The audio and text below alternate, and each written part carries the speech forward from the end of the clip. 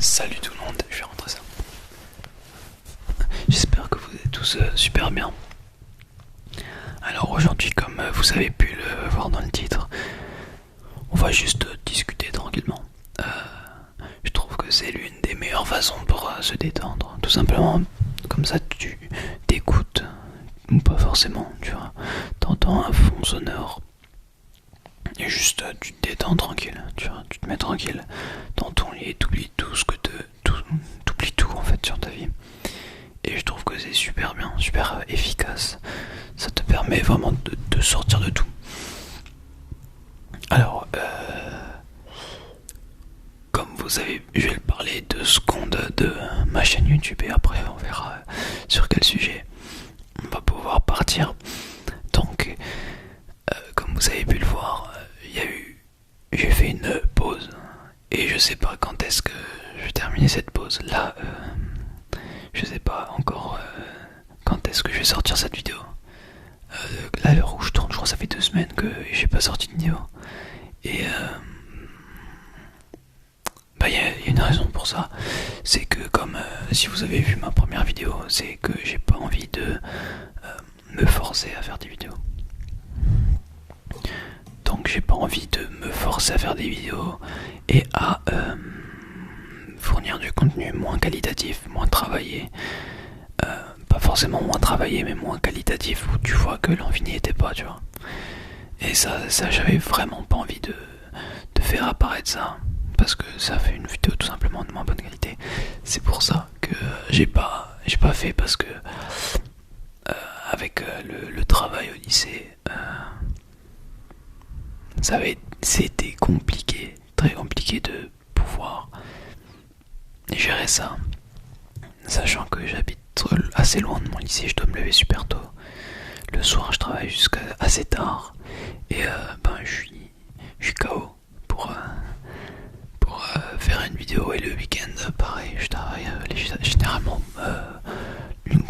une majeure partie du week-end et je fais que de me reposer sinon. Donc voilà. Donc c'est vraiment la période qui va être un peu plus compliquée. Énorme coup de barre du coup de ma part. Ça va aller tranquille. Mais j'ai pas envie de vous fournir des vidéos où vous voyez je suis un peu plus mou, je suis un peu plus... Tu vois, ça j'ai pas envie. Donc là je vais être un peu plus mou, mais j'avais envie de vous parler. J'avais envie de parler en fait, donc voilà. Donc voilà. Comme vous avez pu le voir, c'est un nouveau concept sur cette chaîne. Donc on va parler de tout et de rien. Je ne sais pas encore comment je vais l'appeler. On va parler de vraiment tout et de rien. Donc si vous avez des sujets dans les commentaires que vous voulez que je parle, n'hésitez pas. Je vais essayer de vous faire ça une fois par mois peut-être. Je vais essayer. Je vous promets rien, mais peut-être une fois par an ou par mois peut-être, ouais, pour faire un peu le point et après parler de ce que vous voulez. Donc voilà. Par quoi commencer, je ne sais pas. Alors, c'est vrai que quand on dit on n'a pas envie de faire quelque chose, c'est surtout par flemme. Et c'est vrai que la flemme est un fléau finalement, parce que t'as des objectifs dans ta vie, mais t'as une flemme intersidérale, tu vois, qui te permet, qui te freine finalement dans tes objectifs. Et cette flemme est super importante à savoir dépasser par rapport à tes objectifs, car quand tu auras dépassé ce stade de flemme, tu deviendras invincible, tu vois. Donc c'est vraiment important. Faut essayer beaucoup de se forcer à faire des choses. Vous voyez, si vous avez un peu je sais pas, vous avez un travail à faire pour dans une semaine par exemple, vous direz ouais je le ferai demain, bah non, tu le fais aujourd'hui, tu vois. Après t'es tranquille le reste de la semaine. Et si t'es pas tranquille le reste de la semaine, c'est qu'il te donne encore plus de boulot. Et tu te vois pas trop, tu vas faire ça la veille. Donc essaye le maximum de t'avancer dans ce que tu fais. Tes objectifs personnels, pareil, tu te fixes un objectif. Ça on pourra parler pareil. Tu te fixes un objectif eh bien tu le respectes. Tu le respectes, je sais pas, tu veux aller à la salle de sport. Tu te dis, je vais à la salle de sport toutes les semaines. Et s'il y a, à part une raison extrême, du type, je sais pas, une énorme maladie, tu vois, t'as le Covid ou je ne sais quoi, là oui. Mais si t'as un gros rhume ou un truc comme ça, mais tu t'en fous, t'y vas. Et après, ça va te rendre super fort. Au niveau mental, ça te forge ton mental, ça te forge ta motivation, comment dire, ta discipline, voilà. Et t'as la flemme, tu te lèves, tu réfléchis pas. Il y a une règle comme ça que j'ai appris. C'est 1, 2, 3 et t'y vas. Tu te dis ouais, je sais pas, t'as envie de DM une meuf, voilà. T'as envie de DM une meuf, t'es là. Une meuf, c'est super péjoratif, désolé. T'as envie de DM une fille, désolé. J'aime pas utiliser des mots péjoratifs. T'as envie de DM une fille, t'es là, comme ça, ou un mec. Mais tu te dis, je sais pas, j'ai peur je sais pas qu'on se moque de moi ou. Mais les gens, généralement, ils en reçoivent beaucoup des DM. Enfin, beaucoup, non, pas trop, mais. Généralement, ils te disent oui ou non. Eux, ils oublient dans 3 jours, une semaine. Toi, un peu plus. Tu vas un peu moins oublier, vu que voilà, c'était important pour toi de faire ça. Et tu te disais, ouais, je vais pouvoir peut-être avoir une histoire avec cette personne, mais tu te diras, au moins je suis fixé. Au moins je suis fixé, imagine. Donc vraiment, faut vivre chaque jour comme si c'était le dernier, mais c'est une citation qui est beaucoup utilisée, mais à ne pas prendre non plus trop au pied de la lettre. C'est-à-dire que tu peux faire des choses, disons, tu te fais plaisir, tu finis le dernier jour comme si, enfin chaque jour comme si c'était le dernier. Tu fais les trucs, les choses qui te plaisent, mais il faut aussi savoir prendre du temps et de l'énergie pour les choses que tu as moins envie de faire, mais qui vont te rapporter du bénéfice dans ta vie, dans le futur, tes études, je ne sais pas, tu lances ton business, je ne sais quoi, tu as moins envie de le faire, mais tu le fais pour, en fait, t'investis dans ta personne pour le futur. Tu sais pas de quoi demain est fait, donc ça se trouve ça aura aucune utilité, mais ça se trouve ça aura une utilité, ça changera ta vie, tu vois. Il faut aussi se dire, si ce soir je meurs, si maintenant je meurs, quel regret, enfin quelle chose que j'aurais voulu faire, je n'ai pas fait, et que j'aurais pu faire. T'aimes une meuf, c'est très très facile. J'aime pas, désolé, une fille. T'aimes une fille, c'est très très facile, t'as juste un tag, tu achètes. Salut, bref. Donc je prends cet exemple là parce que c'est un exemple assez commun, je dirais, mais c'est à prendre pour beaucoup de choses dans la vie. Putain, pourquoi je ne sais pas, pourquoi j'ai pas fait ci, j'ai pas fait ça, etc. Et tu te dis, si actuellement c'est mon dernier moment sur Terre, qu'est-ce que j'aurais voulu faire qui aurait été totalement possible, que j'aurais pu faire en 3 secondes, tu vois. Pas des trucs genre j'aurais voulu acheter un jet privé à mes 18 ans, mais des choses faisables, mais qui sont assez importantes. Donc c'est en faisant toutes ces choses-là que tu vas pouvoir accéder peut-être au bonheur. Alors le bonheur, c'est tout et rien en même temps. Parce que qu'est-ce que c'est le bonheur finalement? Alors, être heureux, manquer de rien. L'argent fait-il le bonheur? Non. Il y contribue pour certaines personnes. Le bonheur est subjectif. Faut pas dire... tu peux pas dire ouais, l'argent ne fait pas le bonheur. Si te fait pas le bonheur, super pour toi parce que c'est une vraie tare l'argent. Mais pour une autre personne, l'argent fait le bonheur. C'est c'est quelque chose à respecter. Donc vraiment, le bonheur, c'est quelque chose de super vaste et en même temps très palpable. Tu te sens heureux, est-ce que tu te sens heureux? Un jour tu peux te sentir heureux, tu manques de rien, voilà. Le lendemain, je sais pas, tu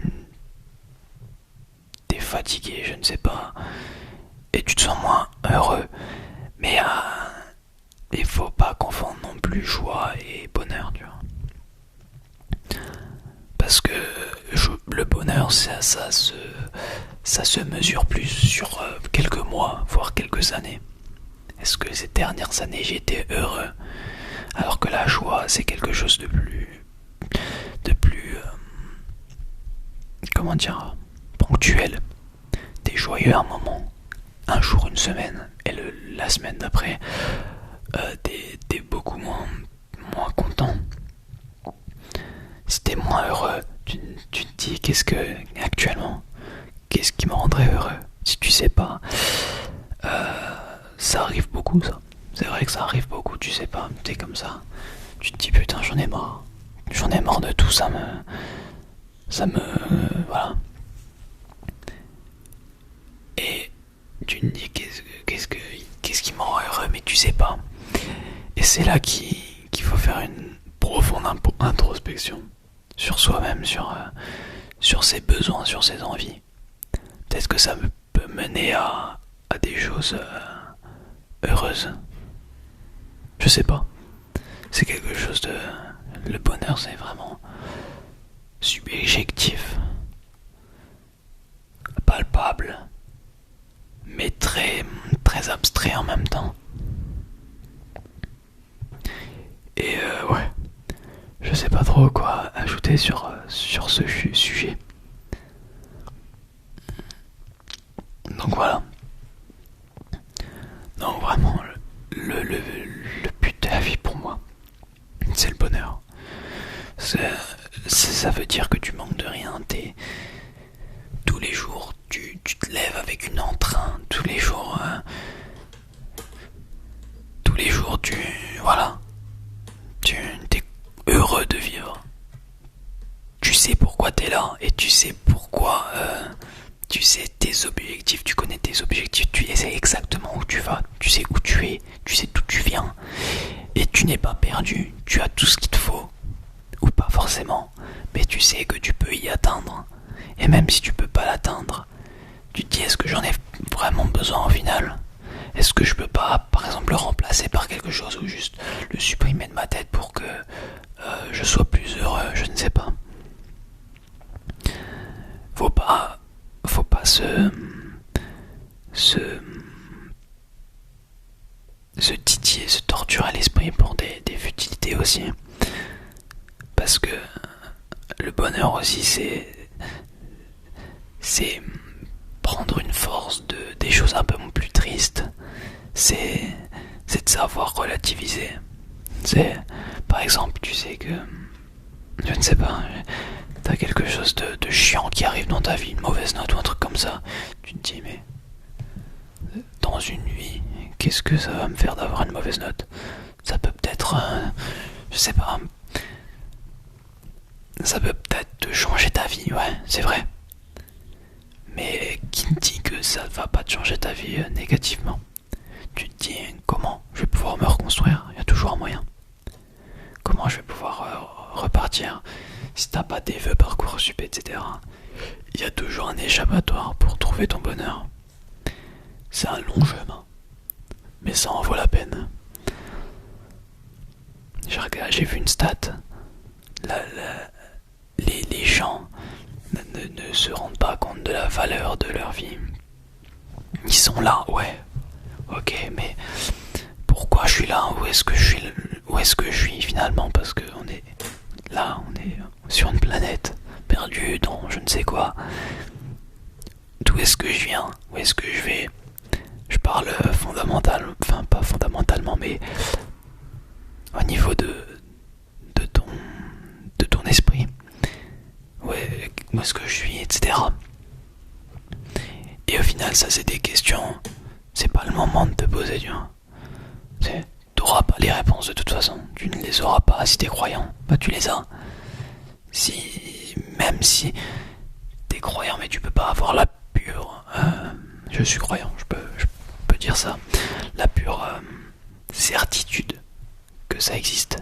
Mais ça te donne espoir. Ça te donne espoir. Pour toi, c'est irréfutable. Et tant mieux. Tant mieux, c'est une des clés de ce qu'il faut pour être heureux. Et donc, je reviens à... Ils savent pas la valeur d'une vie. Ils se disent, il y a beaucoup de gens qui naissent, des gens qui meurent. On est 8 milliards sur Terre, mais c'est énorme. Alors qu'au final, le nombre de choses qu'il a fallu pour que toi, tu sois là, le nombre de choses qu'il a fallu, rien qu'il a fallu qu'il y ait, je sais pas, la formation de la Terre, rien que ça, la formation d'un système solaire, d'une planète pile dans l'espace habitable, d'une étoile pas trop petite mais pas trop grande, pas trop chaude mais pas trop froide non plus,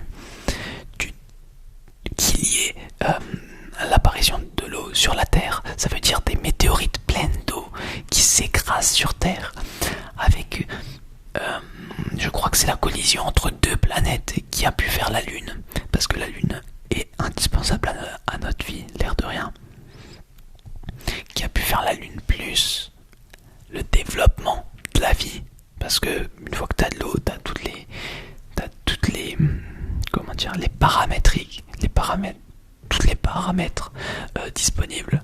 C'est pas sûr non plus que la vie se développe. Et là, la vie s'est développée. Une bactérie, deux bactéries, trois bactéries. Et après, il y a eu les dinosaures, tu vois. Les dinosaures, ça y est, voilà, ils sont là. Mais il y a une météorite qui s'écrase sur la Terre et qui défonce tout, ou un volcan, ou en tout cas, l'extinction des dinosaures. Totale, sauf quelques espèces. Et justement, c'est ces quelques espèces qui ont pu refonder comment dire,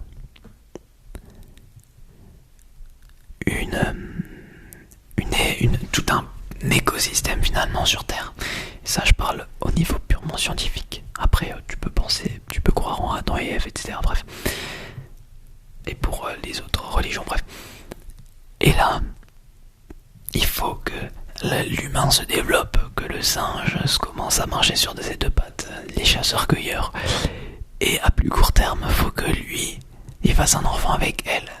S'il n'y a pas ça, pile à ce moment-là, parce que voilà, si c'est pas pile à ce moment-là, ce sera forcément un autre spermatozoïde qui sera présent.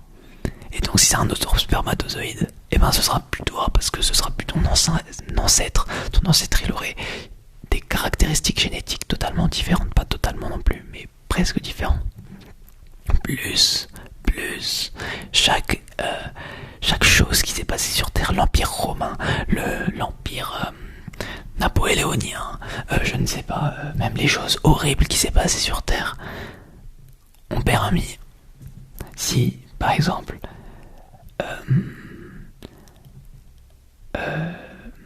comment dire, 39-45 n'avait pas existé, ça aurait été magnifique, ça aurait été merveilleux que voilà, toutes ces personnes ne meurent pas. Ça aurait été même mieux, parce qu'il y aurait quand même eu des vies, mais ça aurait pas été nous, tu vois. D'une façon ou d'une autre, ça a influencé tout ça. Peut-être que même un jour de décalage, c'est tout. Tu vois. Et puis voilà, le petit spermatozoïde, il peut partir autre part, tu vois. Et donc, tous ces paramètres, pour que toi, tu sois finalement là, et que tu sois perdu, qu'est-ce que tu dois faire? Mais tu t'en fous, juste tu profites de ce qui t'a été donné. Je ne sais pas, mais même si tu crois pas en Dieu, mais c'est juste fantastique que tu sois là. Genre, vraiment, je sais pas combien sont les chances, j'ai vu des calculs par rapport à ça, mais les chances sont juste faramineuses. Après, en parlant de tout ça, j'ai vu on est tous des consanguins au final. Ouais, je parle de ça, mais on est tous des consanguins au final, parce que si on regarde, t'as deux parents, t'as quatre grands-parents, 8 arrière-grands-parents, 16, 32, 64, etc. Et donc ça part en puissance de 2. Donc j'ai pas ma calculette sur moi, j'ai peut-être un stylo, voilà. Donc on a deux parents, donc là c'est la génération -1. T'as deux parents, t'as quatre grands-parents, ça c'est la génération donc -1, -2. Et si par exemple on part -3, -4, -5, -6, -7, -8, -9, -10, voilà. 2, 4, 8, 16, 32, 64, 128, 256, 512, 1024. Donc il y a 10 générations, t'as 1024, 1024 ancêtres. Si mes calculs sont normalement c'est bon. Ça veut dire que si tu descends vraiment bas, genre il y a 100 générations.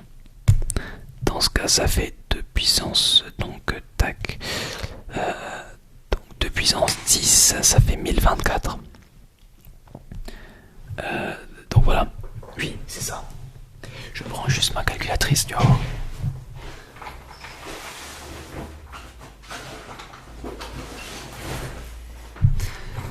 C'est un calcul super simple qui va te prouver que... J'espère que mes calculs sont bons. Il y a 100 générations. Il y a 100 générations. 2 puissance 100. Ça fait 1,26 puissance 30. Ça veut dire qu'il y a 30 zéros après le 1. Tu vois le bail. Il n'y a pas eu autant d'humains sur Terre. Donc 100, imaginons, ça fait par exemple une moyenne de 45 ans par génération. Donc ça nous fait 45 fois 100. Ça nous donne donc 45... je suis trop con. 4500. Il y a 4500 ans. Et il n'y a pas eu autant de monde sur Terre. Même, voilà. Donc on est tous des trop gros consanguins. C'est impossible d'avoir autant d'ancêtres différents. Là on parle en ancêtres différents. Ça veut dire que donc on est tous des gros consanguins comment dire, à une échelle, à une température différente. Mais c'est tout, c'est un fait. Est-ce que c'est grave? Je saurais pas vous le dire, je pense pas. Sinon on serait pas là si on voulait totalement éviter la consanguinité. Mais on va pas se le cacher que c'est toujours quelque chose de... Il faut attendre quelques générations, disons une dizaine, avant de pouvoir se reproduire entre familles, je pense. Au moins une dizaine. Sans souci de chromosomes, disons. Sans vouloir être respectueux. Donc voilà. J'espère que je vous aurai fait un peu oublier tout ce que vous vivez pendant quelques moments. J'espère que vous serez heureux pour toute votre vie. N'hésitez pas à me dire ce dont vous voulez parler dans les commentaires. N'importe quoi. Vous voulez parler des ciseaux, je ne sais pas. On parle des ciseaux. Donc ouais. Moi je vous dis une superbe nuit, une superbe journée, une superbe semaine, un superbe mois, une superbe fin d'année. Encore désolé pour cette absence, j'espère que ça va pas durer, cette pause. En tout cas, joie et bonheur, paix et amour. Je vous dis salut.